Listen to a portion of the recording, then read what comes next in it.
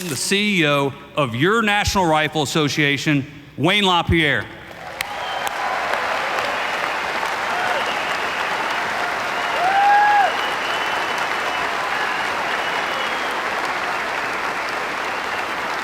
Thank you, Louisville. Thank you very much. Boy, I'll tell you, it's great to be here to celebrate our freedom and those American values that we all hold dear. Hey, I'm excited to hear Donald Trump. Are you? He's going to be out here in just a few minutes. Let me ask you another question. Are you ready to win this election and take our country back? Come on, let me hear you. You ready to send Hillary into retirement?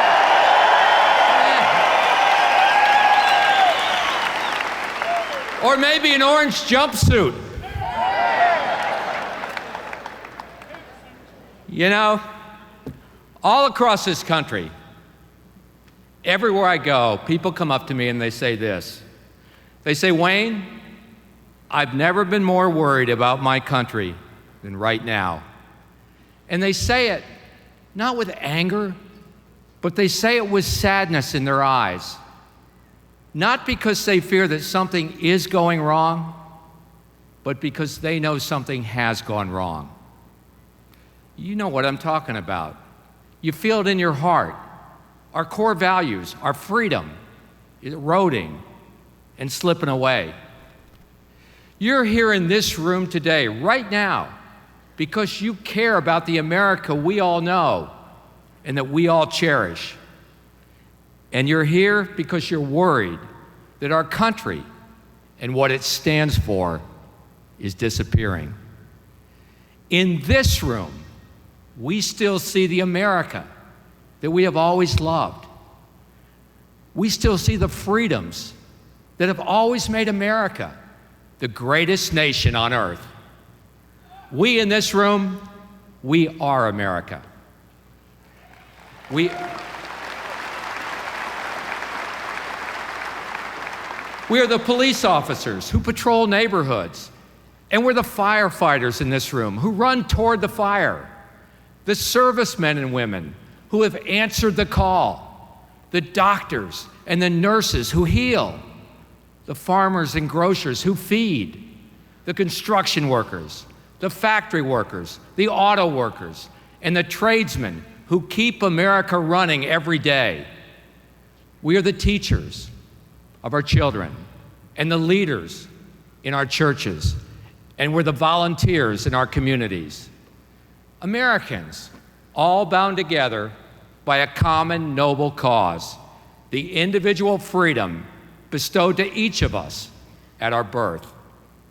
We at the NRA embrace and hold dear what makes us uniquely American: family, responsibility, patriotism, mutual respect, honesty, civic duty. These values are still alive in this room, right now, and within the hearts of millions of Americans just like us all over this country. But there are other rooms where the America that we see is no longer visible and no longer wanted. Rooms where our America is being transformed by the political and media elites at the highest levels. In rooms at the White House, political elites are changing our country one policy disaster at a time. Failed border policies, failed education policies, failed economic and tax policies, failed healthcare policies, failed energy policies, failed foreign policies, failed criminal justice policies, and failed defense policies. And together, they're shredding the very fabric of our country and transforming America into an America you won't even recognize. To carry out that transformation and finish the job, there are rooms where hand-picked superdelegates have rigged the election and circumvented voters to coronate Hillary Rodham Clinton into the White House. It's a dirty inside game. It's a corrupt system, but no one should be surprised. Corruption has followed Hillary Clinton almost her entire life, and so is failure.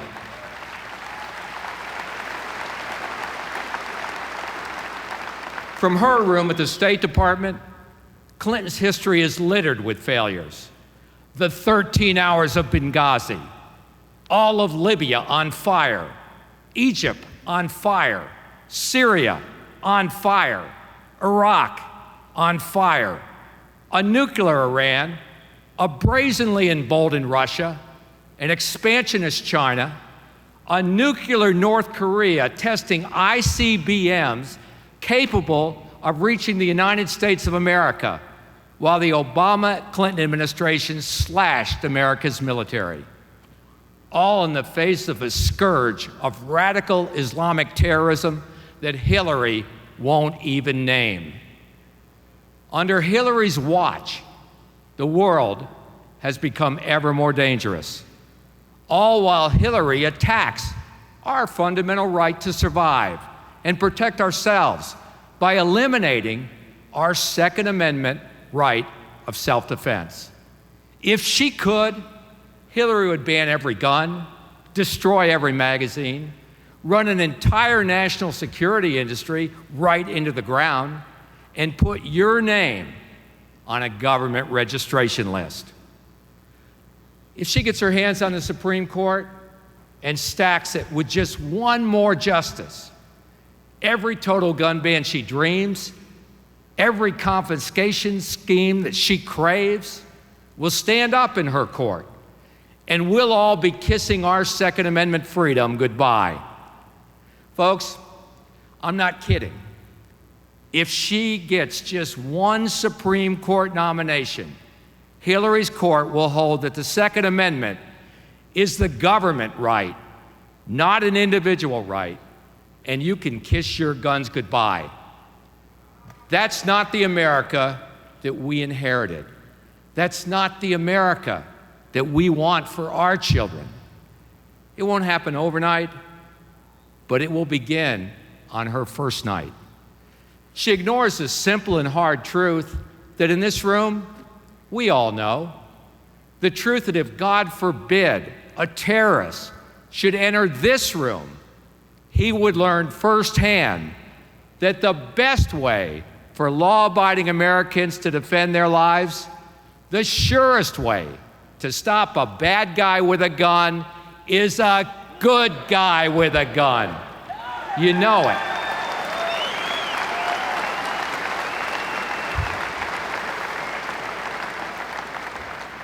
There's no limit as to how far the elites will go to put Hillary into the White House.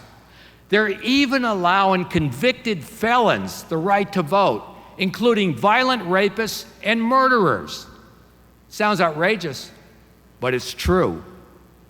The Democratic-led Maryland General Assembly did it for 44,000 ex-cons. In Virginia, Democratic Governor Terry McAuliffe, Hillary's longtime bagman, did it for 206,000 convicted felons. Tentacles of the Clinton machine are out registering those felons right now. They're releasing them, and then they're registering them. Heck, when they sign their release papers, they might as well, at the prison door, be standing there, give them a Hillary Clinton bumper sticker. It's unbelievable.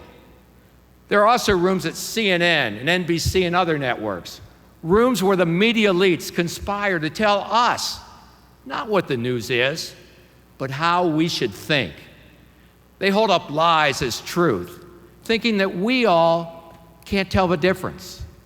They think Americans all over the heartland of this country are stupid. Do they think we can't see their tone? Do you think we can't see their inflection? Do we think they can't see their agenda? Do they think we can't see that? I've always said that one of America's greatest vulnerabilities is the failure of a national news media to provide a level playing field for the truth. And Hillary, she'll be their candidate. Not because Americans want her, but because the political and media elites have decided that they do. Even if Hillary survives her primary, and by that, I mean her FBI primary. Yeah, that's the real one.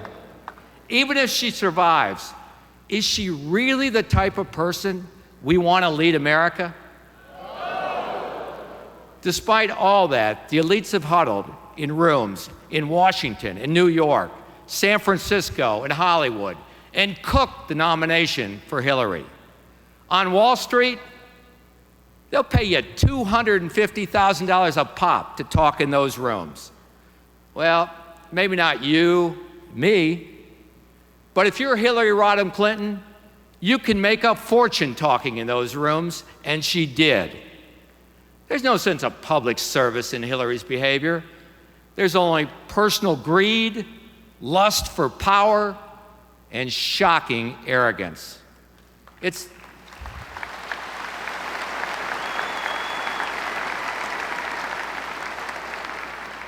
how she's able to look you in the eye with a straight face and deliberately lie about her attempts to hide her official emails, destroyed records, a personal server, deleted emails, illegal handing of classified documents. But here's the thing. You know what all of America is saying around their dinner table? And I bet every one of you in this room have said the exact same thing around your dinner table. They're saying, if that were me, I'd already be in prison. Well,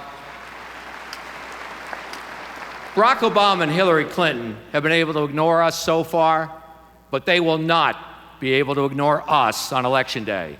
In November, we the people get the last word. Just a few weeks ago, Hillary said that when someone shows you who they are, believe them. Ah, we believe you, Hillary. We see you and we know you. We know a Hillary Clinton White House would be ground zero for a massive attack on our freedom. It'd be a revolving door and cash register for every Michael Bloomberg and George Soros and every gun ban group in the world. It would be a haven for all the Hollywood elites who plot the destruction of our Second Amendment, while never acknowledging for a split second that they're the ones teaching America irresponsible use of firearms. A Clinton White House would be a cesspool for NBC, ABC, and CBS elitists to plan programming and orchestrate interviews to bombard the airwaves against our freedom.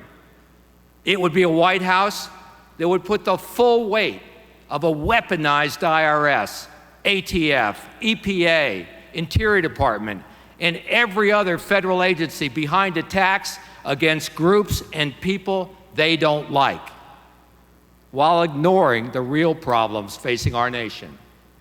Where felons with guns, criminal gangs with guns, and drug dealers with guns are getting away with murder literally in places like Chicago and Detroit and beyond.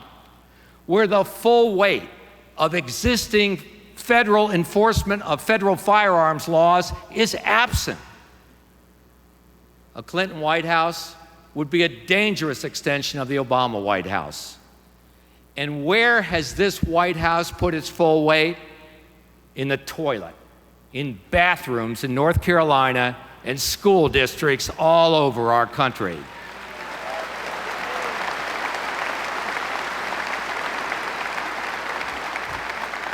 You know, I remember when the University of North Carolina used to think Duke was their biggest problem. Now it's Loretta Lynch. Now, but seriously, think about that. Rising ISIS attacks, terrorism in Europe, innocent children being slain in cities by murderers the White House refuses to take off the streets before they kill, ever-growing serious threats to our nation, and the president's biggest concern is school bathrooms? That is what a Clinton White House would look like and more. Every State of the Union address, every carefully staged press conference and public event, Hillary would pull out all the stops in seizing and destroying all the freedoms and values we care about most. If you think the Obama White House and Ben Rhodes lying to the American people about Iran and laughing about it was bad, just wait until Hillary Clinton's spin doctors get a hold of the media. If that happens, it's game over for everyone in this room and everything that we all care about. It's a stark future, dark. But there's another future out there, another possible America, the one we want for our children. It's the one we want them to inherit. In a few minutes, you'll hear from a man who offers a very different White House and a far more hopeful nation. The American dream, enduring freedom. We in this room, we are America's best hope, and this is our moment.